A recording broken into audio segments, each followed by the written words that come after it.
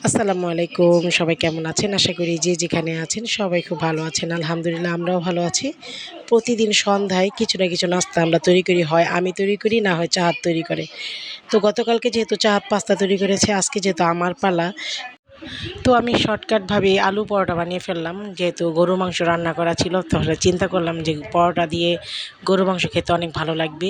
তো আলু পরোটা আমার আম্মুর হাতেরটা সবচাইতে বেশি মজা হয়, আর আমি একদম শর্টকাট তৈরি করে ফেলি। আম্মু দুইভাবেই তৈরি করতে পারে। তো এইভাবে তৈরি করাটা আমার কাছে সবচেয়ে সহজ মনে হয়, আর আলহামদুলিল্লাহ খেতেও খুব সুস্বাদু লাগে আর সময়ও খুব কম লাগে।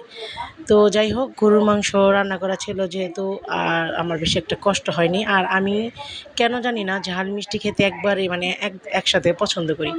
তো আমাদের বাসা ভাড়াটিয়ার ছেলে বিয়ে করেছে, তো সেই উপলক্ষে আমাদেরকে মিষ্টি দিয়ে গেছে ২টা। এখন আমি ঝাল পরোটা দিয়ে খাওয়া শুরু করেছি, মানে এতটা আমার পছন্দ ঝাল আর মিষ্টি।